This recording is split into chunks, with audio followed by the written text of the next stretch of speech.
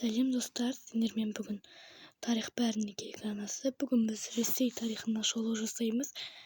Ондаған ғасырға созылған Ресей тарихына шолу жасау үшін кеттік. Ресей тарихы 1000 жылдан аса уақытқа созылады. Бұл жерлерде адамзат ерте заманнан бері өмір сүріп келген. Біздің заманымызға дейінгі скифтер мен сарматтар Еуразия даласында үстемдік етсе, кейін фин-угор, түркі және славян тайпалары қазіргі Ресей аумағында мекендей бастайды. Ресей мемлекетінің бастауы 862 жыл деп есептеледі. Бұл кезде варяг тайпасынан шыққан Рюрик Новгород қаласына билік жүргізе бастайды.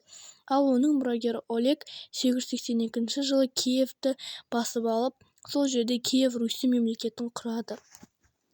Бұл орта ғасырлық мемлекет шығыс славян халықтарының алғашқы саяси бірлестігі болды. 988 жылы князь Владимир христиан дінін Византия үлгісімен қабылдайды. Бұл тарихи сәт Ресейдің мәдениетін, заңдарын, жазуын түбегейлі өзгертті. Енді мемлекет дін арқылы біріге бастады. Киев Русі 10-11 ғасырларда гүлденіп, Ярослав Мудрый тұсында заңдар жинағы, шіркеулер, білім ошақтары пайда болды. Алайда князьдіктер арасындағы ішкі тартыстар Киев Русін әлсіретіп, 10 ғасырда Батый хан басып, моңғол шапқыншылығы елді толық басып алды. 1240 жылы Киев қаласы қирайды. Осылайша Русь Алтын Ордаға тәуелді болды. Бұл кезең 240 жылға созылған моңғол езгісі деп аталады. Моңғолдар салық жинап, хан жарлықтарын орындатып отырды. Біртіндеп Мәскеу князьдігі күшейіп, басқа князьдіктерді өзіне бағындырады. 1380 жылы Куликово даласында Мәскеу князі Дмитрий Донский татарларға қарсы үлкен жеңіске жетеді. Бұл Ресей тарихындағы ең үлкен жеңістердің бірі еді. Ал 1480 жылы 3 Иван Алтын Орданың үстемдігін мүлде жояды. Осы кезден бастап Ресей патшалығы құрылады. 4 Иван Грозный 1547 жылы алғашқы патша атанып, қатыгез реформалар мен жаулар алулар жүргізеді. Сібір жорығы кезінде Ермактың көмегімен орыс әскері Сібір хандығын басып алып, мемлекетті шығысқа қарай кеңейте бастайды. 17 ғасырда Ресей тұрақсыздыққа тап болады. Бұл кезең смутное время деп аталады. Польша мен Швеция араласқан бұл кезде патшалық билік әлсіреді. Бірақ 1613 жылы боярлар кеңесі Михаил Романовты патша етіп таңдап, Романовтар әулетінің 3 ғасырлық билігі басталады. 18 ғасырда Петр I Ресейді түбегейлі өзгертті. Ол батыс Еуропадан озық технологиялар мен басқару жүйесін алып келіп, армияны, флотты дамытты. 1703 жылы Балтық теңізі бойында Петербург қаласын салып, оны астана етті. Ресей шведтермен соғысып Балтық өңіріне шықты. Петрдің реформаларын Екатерина жалғастырып, Қырымды, Кавказды, орталық Еуропаны жаулап алады. Осы кезде Ресей империясы Еуразиядағы ең ірі империялардың біріне айналды. Бірақ ішкі қайшылықтар, шаруалар көтерілісі жиілейді. 19 ғасырда Наполеон Ресейге шабуылдайды.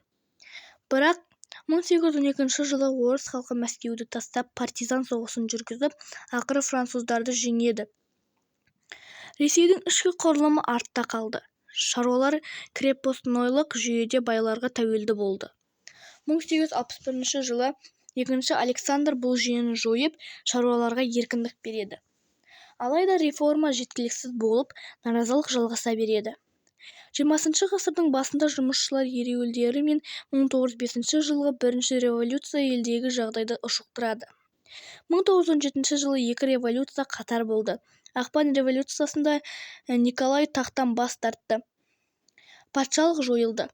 Қазан айында Ленин бастаған большевиктер билікті басып алып, кеңес үкіметін орнатты.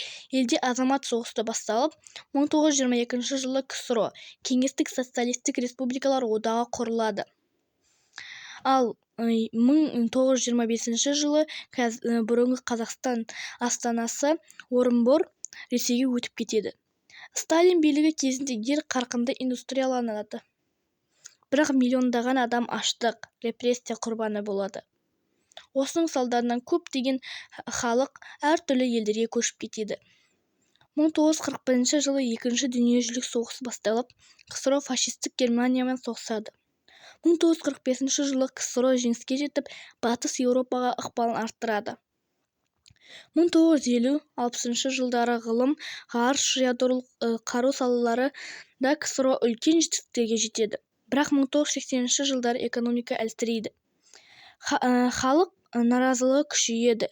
Горбачев жүргізген қайта құру мен жариялық саясаттары КСРОны сақтап қала алмайды. 1991 жылы КСРО тарайды. Ресей Федерациясы тәуелсіз ел ретінде қайта құрылып, нарықтық экономикаға өтеді. 1990 жылдары елде дағдарыс, инфляция, жалақының кешігуі орын алады.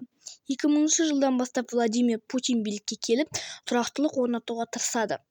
Бүгінде Ресей Біріккен ұлттар ұйымының қауіпсіздік кеңесінің мүшесі. Ядролық қарулы бар.